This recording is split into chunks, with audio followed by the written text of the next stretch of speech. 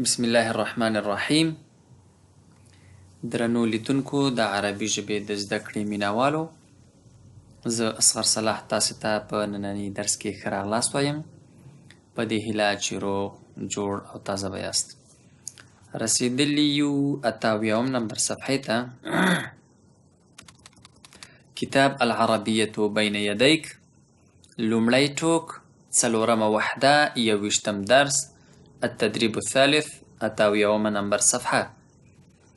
تبادل السؤال والجواب مع زميلك كما في المثالين. السؤال او جواب تبادله وکړئ خپل ملګري سره لکه څنګه چې په دوه مثالونو کې دي.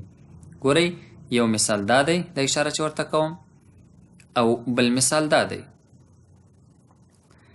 په یو مثال کې الطالب الاول او الطالب الثاني سره وایي څه کوي؟ ګوره څه کوي؟ او ورته وایي قرآن کریم لولم. دلته ورته وایي څه کوي؟ قرآن کریم لولم. یعنی دو رقم پوښتنه ده.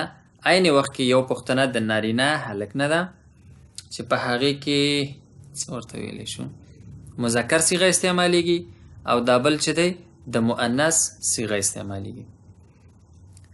یقرأ القرآن، ماذا تفعل؟ څه کوي؟ کله چې مذکر نه پوښتنه کوو، نارینه نه پوښتنه کوو، څه ورته وایو؟ ماذا تفعل؟ څه کوي؟ اقرأ لولم القرآن، قرآن کریم. اوس عین پوښتنه چې زه تکراروم خو د مؤنث نه یا ښځې نه ورته وایم ماذا تفعلو، غلط راځي، ځکه چې ماذا تفعلو د مذکر لپاره دی. ماذا تفعلین؟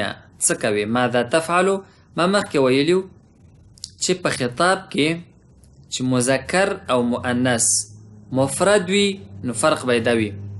ماذا تفعلو مفرد دی، څه کوي؟ تاسو څه کوئ نه دی. که څه کوئ وای بیا به هغې ته اوس صرف اشاره کوم ماذا تفعلون، څه کوئ، خو هغې ته نه ځو، زموږ کار صرف فی الحال مفرد سره دی. ماذا تفعلو څه کوي، خو مؤنث ته څه وایو؟ دا یا او نون ورسره لګوه، بله ورځ مې په دې تفصیلي خبره کړې وه. ماذا تفعلین؟ ورته وایي اقرأ القرآن، قرآن کریم لولم. دلته راځو یکنسو الغرفه، دې نه هم همغسې جمله جوړو. بیا هم د تیر په څیر تاسې ویډیو سټاپ کوئ، دا درې وړه مثالونه حل کوئ، او هر مثال سره چې تاسې حلوئ یو سټاپ اخلئ، دلته ویډیو سټاپ کوئ، آډیو سټاپ کوئ، خپله مثال جوړوئ، بیا یې پلی کوئ چې تاسې صحیح مثال جوړ کړی او که غلط.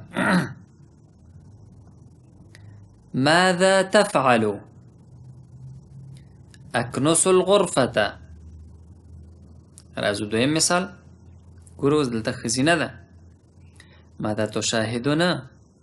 ماذا تشاهدین؟ څه ګورې؟ اشاهد التلفاز، تلویزیون ګورم.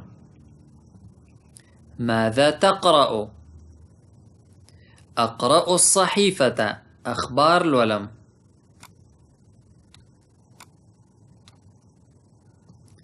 ماذا تكوي؟ اكوي الملابس، څه وتوکوي؟ جامې وتوکوم. ماذا تغسل؟ غلط. ماذا تغسلين؟ څه مینځې؟ البته خطاب مؤنث ته دی، ښځې ته دی. اغسل الاطباق، کاسې مینځم.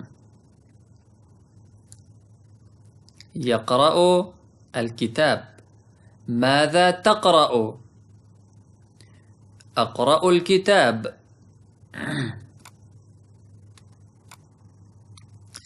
انتقالیږو 88 نمبر صفحې ته. الوحدة الرابعة، څلورمه وحده، 21 درس.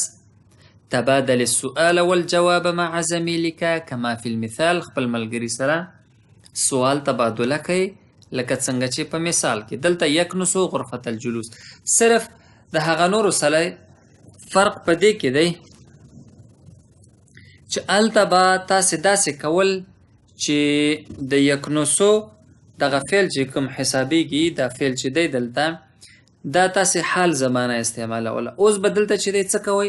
د مستقبل د راتلونکي په اړه خبره کیږي. دلته وایي ته به څه جارو کړې، هغه به درته وایي زه به غرفة الجلوس یا د ناستې کوټه جارو کړم، زه به یې جارو کړم. مثال داسې دی، دا مثال حل کړی، لاندې مثالونه موږ او تاسې حل کوو. یکنسو غرفة الجلوس، جارو کوي د خوب کوټه. خو دې نه جمله داسې جوړو چې ته به څه جارو کړې، ورته وایي زه به د ناستې کوټه جارو کړم. ماذا ستکنس، ته به څه جارو کړې؟ ساکنس غرفة الجلوس، زه به د خوب کوټه جارو کړم. همدا شان راځو د نورو درسونو ته. اوس به دلته چې دی دا نور مثالونه مونږ او تاسې حلوو، هماغسې به وکړئ. زه چې هر مثال حلومه د هغې نه مخکې به یې تاسې سټاپ کوئ، خپل مثال به جوړ کړئ، ستاسې مثال نه وروسته به دا اپلای کړئ چې مثال ستاسې صحیح دی که نه، بیا بل مثال ته هم سټاپ کړئ. ماذا تغسل، غلط.